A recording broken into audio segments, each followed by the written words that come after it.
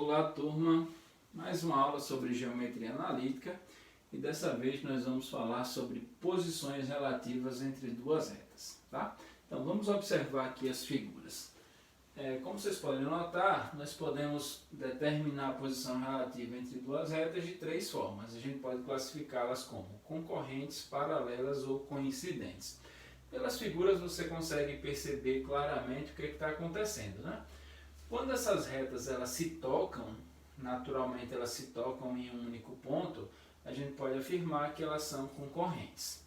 Caso elas não se toquem, a gente afirma que elas são paralelas, e caso uma esteja sobre a outra, você pode pensar dessa forma, a gente fala que elas são coincidentes, tá? Um detalhe, pessoal, retas são sempre infinitas, tá?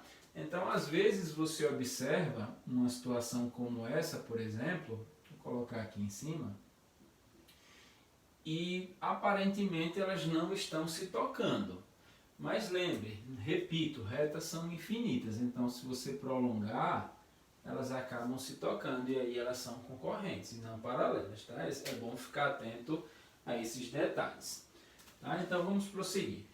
Eu trouxe aqui um exemplo, né? Um exemplo para ilustrar o que eu estou falando, mas antes do exemplo, eu quero chamar a atenção para um detalhe ainda falando sobre retas concorrentes. Na realidade é um caso particular de concorrência. Você pode ter duas retas que se tocam da seguinte forma. Ó. Digamos que essa seja uma reta R, aqui uma reta S, mas elas não estão se tocando de qualquer forma. Elas estão formando entre si ângulos de 90 graus. Então, obviamente, elas continuam sendo concorrentes, mas em um caso como esse, a gente afirma que elas são perpendiculares. E a notação que nós usamos é essa, ó, R perpendicular a S. Perceba que eu anotei aqui as notações, é sempre bom você ficar atento a isso. Quando elas são concorrentes, a gente usa essa notação, e a interseção entre elas é o ponto P. Eu posso usar essa linguagem de conjuntos, afinal de contas, reta é um conjunto de infinitos pontos, tá? Então, a interseção de R e S é o ponto P. Nesse caso, já que elas não se tocam, a interseção é o conjunto vazio. E nesse caso aqui, que todos os pontos elas têm em comum, a interseção são as próprias retas, tá bom? Agora vamos para o exemplo. O exemplo pergunta qual a posição relativa, né, uma pergunta, qual a posição relativa entre as retas R e S.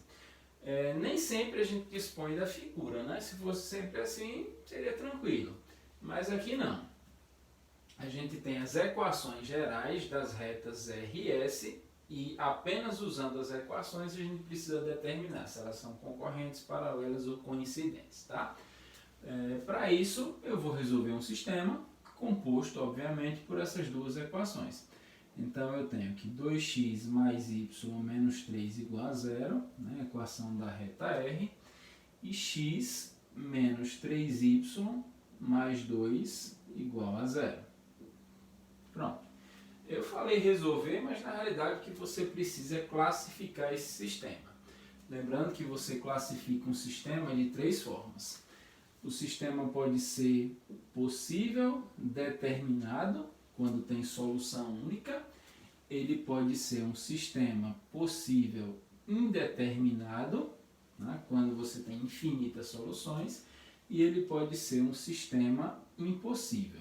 É assim que você classifica um sistema de acordo com a quantidade de soluções. Aqui é quando a solução é única, só tem uma solução. Aqui quando você tem infinitas soluções e aqui quando você não tem solução nenhuma. Agora, o que tem a ver com isso? É bem claro perceber, né, gente? Se a solução é única, né, ou seja, um ponto apenas, o sistema é possível determinado e aí as retas elas serão concorrentes. Se você tem infinitas soluções, né, você terá infinitos pontos, então as retas são coincidentes. E se o sistema não tiver solução, ou seja, as retas não se tocam, e aí elas serão paralelas. Tá? Então vamos para esse exemplo. É um sistema linear, né? Então eu vou começar tirando esses termos que não tem a letra e colocando aqui. para ficar de uma forma que a gente está mais habituado. Então, para cá vem 3, né? Tá menos 3, vai para o segundo membro 3. X menos 3y igual a menos 2. E aí, um sistema de duas equações, duas variáveis, tem vários métodos para fazer isso, né? Eu vou usar o método da adição. Para isso, eu vou multiplicar essa equação por menos 2. E aí, nós temos 2x mais y igual a 3. Multiplicando a de baixo toda por menos 2, eu tenho menos 2x. Já deu para perceber porque que eu multipliquei por menos 2, né? Para poder cancelar aqui. Mais 6y igual a 4. Aqui cancela. Y mais 6y dá 7y. 3 mais 4 dá 7. Y igual a 7 dividido por 7, que dá 1. Para achar o x, eu substituo esse valor em alguma equação. Vou pegar a de cima aqui. 2x mais y igual a 3. Ou seja, 2x mais 1, né? Já descobri que y é 1, igual a 3. 2x igual a 3 menos 1. 2x igual a 2. Logo, x também é igual a 1. Então, eu encontrei como solução do sistema o par ordenado 1, 1. Como a solução é única, né, tem uma única solução, nós falamos que as retas são concorrentes. Tá? Portanto, a posição relativa entre as retas R e S é a seguinte, concorrentes. Tá?